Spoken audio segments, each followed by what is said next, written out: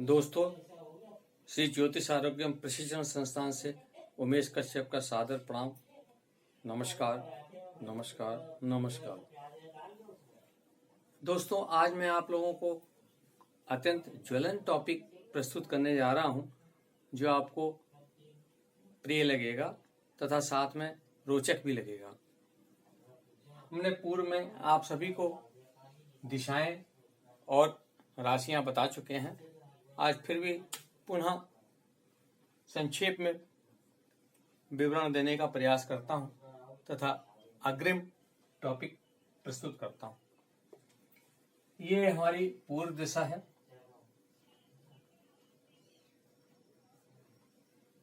ये दक्षिण दिशा है।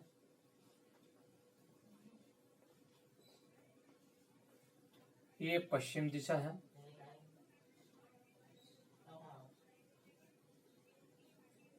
तथा ये उत्तर दिशा है।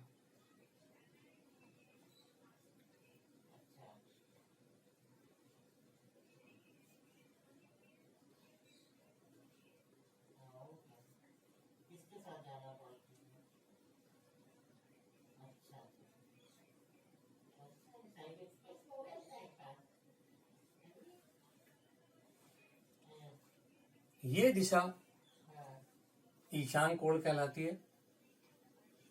पूर्व और उत्तर के मध्य जो दिशा होती है, ईशान कोण कहलाता है।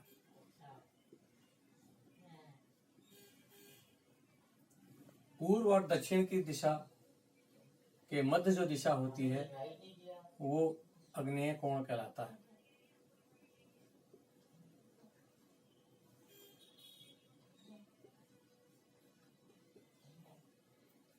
दक्षिण और पश्चिम के मध्य जो दिशा होती है, वो नैऋत्य कोण कहलाता है।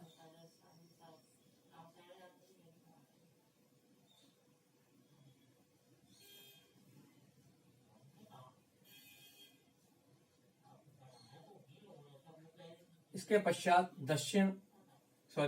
पश्चिम और उत्तर के मध्य जो दिशा होती है, उसको वायव्य कोण कहते हैं।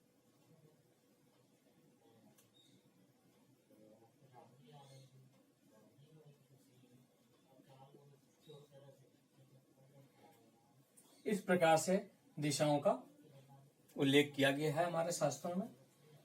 पूर्व दिशा हमारे कारक जो ग्रह है, पूर्व दिशा में जो कारक का ग्रह है, वो हमारा सूर्य है। यहाँ पर सूर्य दिग्बली होता है, उसको दिग्बल प्राप्त होता है। और साथ में गुरु अर्थात बृहस्पति को भी दिग्बल प्राप्त होता है। ये दिशा चंद्रमा को दिग्बल प्राप्त होता है तथा शुक्र को भी दिग्बल प्राप्त होता है। इस दिशा में, पश्चिम दिशा में, ये शनि की दिशा कहलाती है।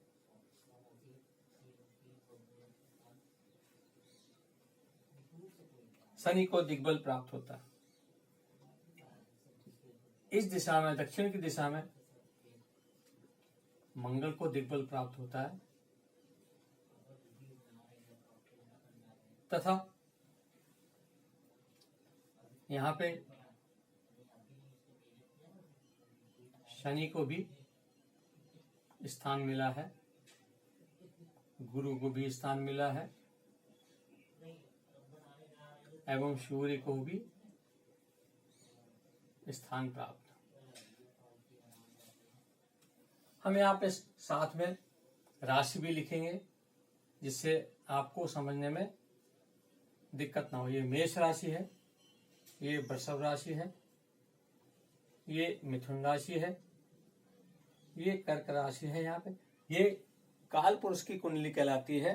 काल पुरुष की कुंडली को ही हम संक्षेप में कह सकते हैं कि जो ब्रह्मांड में काल पुरुष है, उसको ये स्थान ये राशियों के साथ उपलब्ध है। इसी तरह से क्रिया करता है। ये सिंह राशि है, ये कन्या राशि है। इधर यहाँ पर ये तुला राशि इधर सप्तम भाव में, यहाँ पर अष्टम भाव ये वृश्चिक राशि कहलाती है। ये हमारी धनु राशि है। यहाँ पे यहाँ मकर राशि, ये कुंभ राशि तथा ये मीन राशि। इस प्रकार से दिशाओं और राशियों का वर्णन हमारे ज्योतिष शास्त्र में पराशर विद्या में सिखाया गया। अब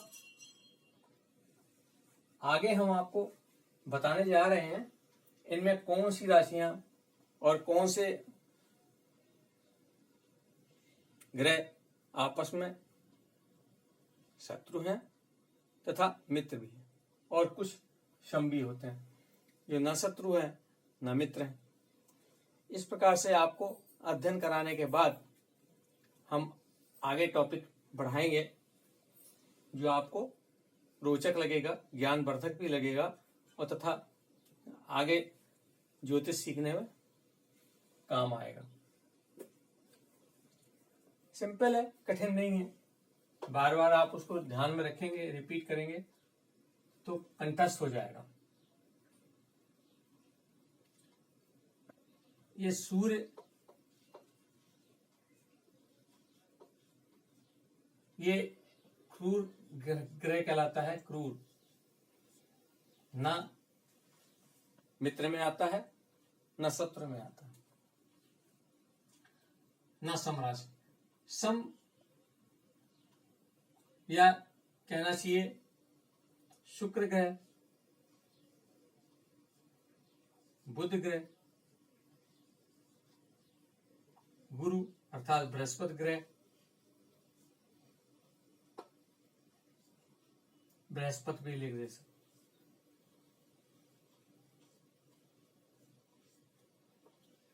एवं ये सौम्य ग्रह कहलाते हैं। शुक्र, बुध, गुरु एवं चंद्र। चंद्रमा में एक लक्षण होता है, ये कभी क्रूर भी हो जाता है, कभी अस्त भी हो जाता है, बहुत जल्दी अस्त होता है। तो ये इसका टॉपिक हम बाद में अनुग्रहण करेंगे। ये हमारे सौम्य ग्रह कहलाते हैं।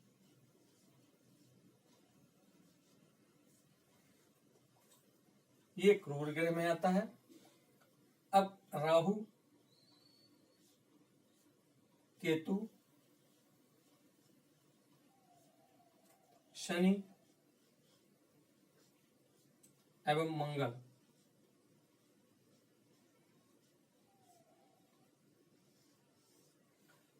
अब ये ग्रह 1 2 3 4 5 6 7 8 9 ये ग्रह हमारे अनिष्टकारी ग्रहों में इनकी गणना होती है। तो ये हमारे अनिष्टकारी ग्रह कहलाते हैं, जो शत्रु ग्रह माने जाते हैं या कुटिल ग्रह कह सकते हैं। सौम्य ग्रह और इस प्रकार से हम इन ग्रहों का वर्णन करते हैं। कृपया स्क्रीनशॉट ले सकते हैं।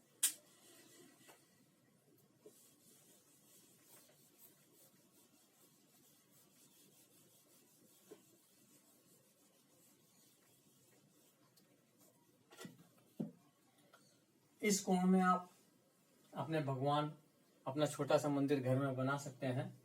यहाँ टॉयलेट नहीं बनना चाहिए। यहाँ पर हम रसोई घर बनाए तो उत्तम रहेगा। यहाँ दक्षिण दिशा वर्जित मानी गई है। यहाँ पर कोई भी कार्य अर्थात यम की दिशा कहलाती है। यहाँ पर पूर्वजों का फोटो या चित्र लगा सकते हैं। और आजकल ये सुविधाजनक है। आजकल हमारे पितृ पक्ष भी चल रहे हैं, तो इसी दिशा में फोटो का हमारे पूर्वजों का निर्धारण किया गया। ये नैऋत्य कोण है, यहाँ पर टॉयलेट रख सकते हैं, अच्छी दिशा है। ये दिशा ना तो इसको किसी ने वर्जित किया है शास्त्रों में, ना किसी ने उचित माना है, वैसे इसे न्यूट्रल कह सकते हैं। वायव्य कोण, यहाँ पर छत पे जाने की सीढ़ियां बना सकते हैं। ये प्रेम, लव मैरिज या संतान का घर है। उत्तर दिशा में यदि बुध ग्रह अशुभ होता है तो यहाँ जल स्रोत एवं मछली का पॉट, जो फिश पॉट होता है, उसको रख सकते हैं, जिससे हमारा बुध ग्रह की शांति मिल जाती है। अब हम आपको थोड़ा ये बताने जा रहे हैं कि कौन सा ग्रह, जैसे सूर्य है, तो इनकी महादशा कितने वर्ष रहती है।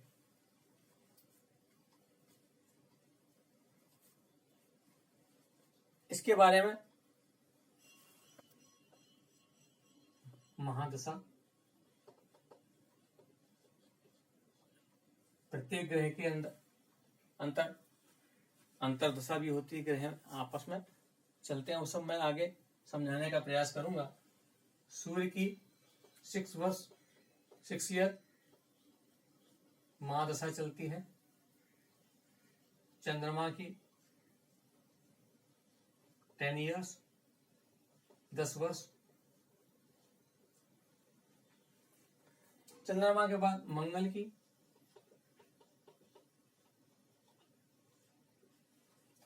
मंगल की दशा 7 वर्ष की होती है।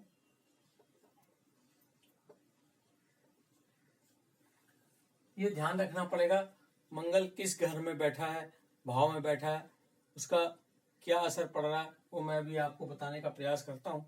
कृपया बने रहिए और हमारा संपूर्ण पूरा एपिसोड देखिए, और अच्छा लगे, पसंद आए तो लाइक करें, शेयर करें एंड सब्सक्राइब करें, हम आभारी होंगे। मंगल के बाद आता है राहु की दशा। राहु की दशा महादशा 18 वर्ष की होती है। गुरु अर्थात बृहस्पति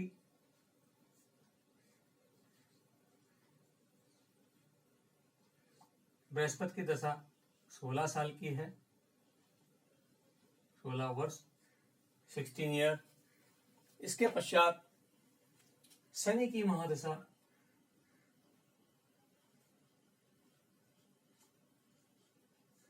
प्रारंभ होती है, ये 19 वर्ष की होती है। और शनि के उपरांत बुध की दशा आती है। बुध की दशा 17 वर्ष की होती है।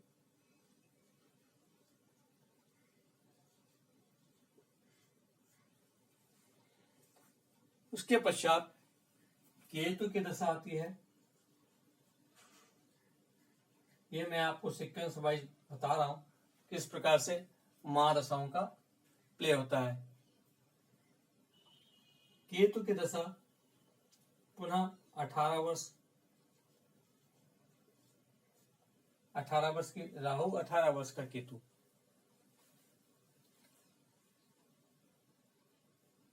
नहीं सॉरी, केतु 7 वर्ष रहता है।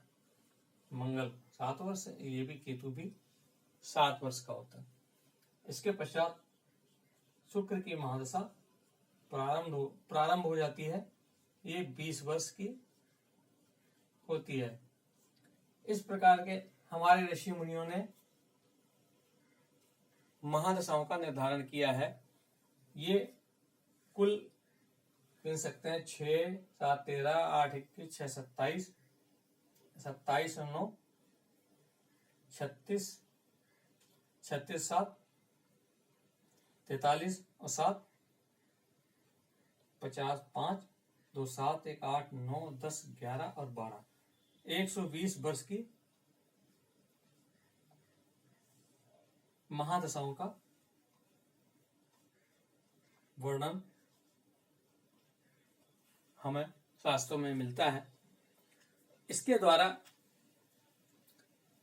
हम इसको बोला जाता, शास्त्रीय तरीके से बोलते हैं विंशोत्तरी। इस प्रकार से काल का अंतराल बताया जाता है शास्त्रों में। और हमारी जो कुंडली है, टोटल इंसान को जो जीवात्मा ने शरीर धारण किया है मनुष्य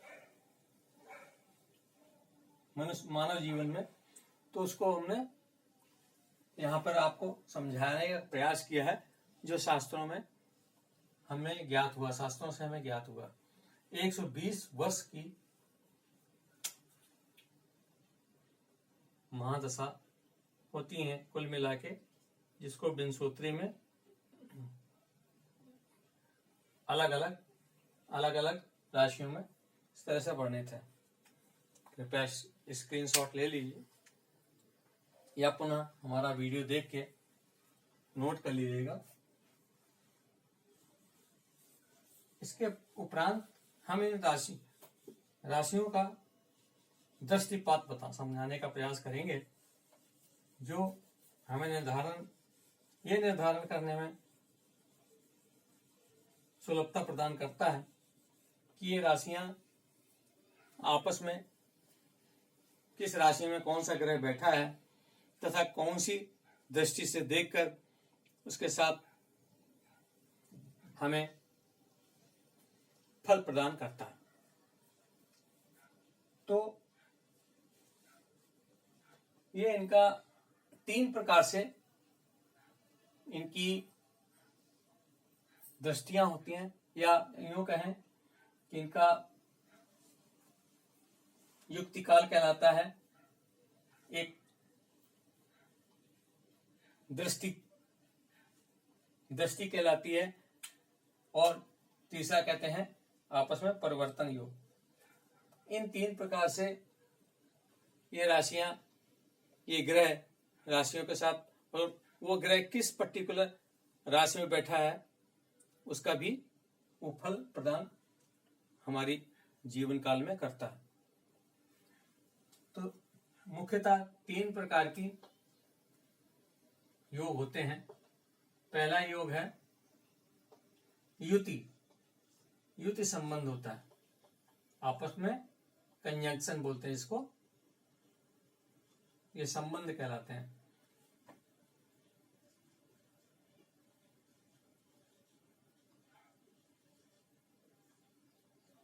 ये आपस में ग्रह किस प्रकार से कैसे कैसे हमारी जन्म पत्रिका में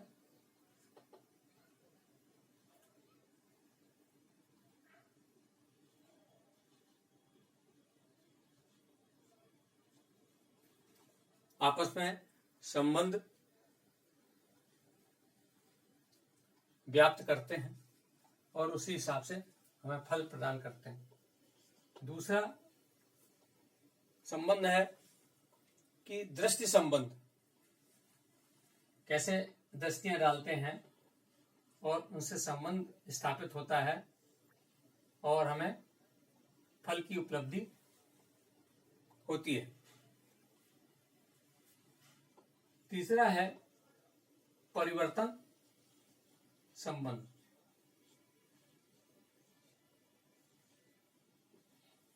ये ग्रह क्या कहते हैं, तुम हमारे घर में बैठ जाओ, हम तुम्हारे घर में बैठ जाते हैं। इस प्रकार से बैठकर आपने हमारा घर अगर खराब किया तो मैं तुम्हारा घर खराब कर दूंगा। उस ऊहापोह में जातक को किस प्रकार का फल प्राप्त होता है, इसका वर्णन बताऊंगा, या इस प्रकार से किस प्रकार से फल देते हैं वो भी मैं आपको समझाने का प्रयास करेंगे। तो ये परिवर्तन अब किस प्रकार से होता है, मैं थोड़ा सा जैसे हिंट करने का प्रयास करता हूं। जैसे मान लीजिए ये मेष राशि है, मेष राशि में सूर्य बैठा। अब यहां हम बताने का प्रयास करेंगे सूर्य को कौन सी दृष्टि प्राप्त है। केवल वो राशि किसी भी राशि में बैठा हो, मगर सूर्य केवल सप्तम दृष्टि से, मतलब सामने होगा तो ही देखेगा, और कहीं भी अगल बगल में नहीं झांक सकता। और अगर जब झांकेगा ही नहीं या उससे संबंध नहीं बनाएगा तो परिणाम भी केवल सप्तम दृष्टि से ही देगा। सातवीं दृष्टि, चंद्रमा को भी सातवीं दृष्टि उपलब्ध है।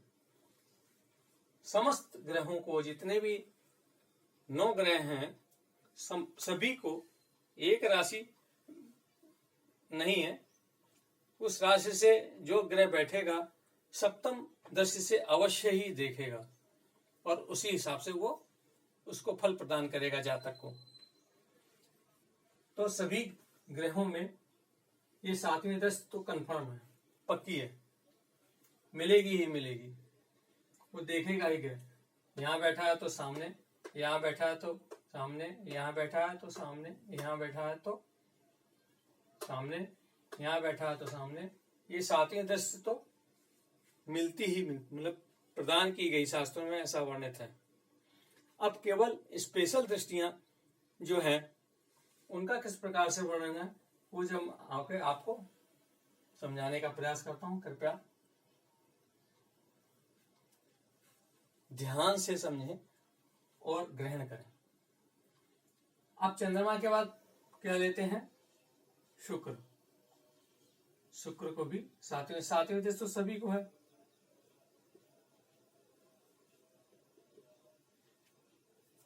इसके बाद में शनि, शनि को सातवीं दृष्टि तो है ही है, साथ में तीसरी दृष्टि एवं 10वीं दृष्टि भी स्पेशल उपलब्ध है। मंगल को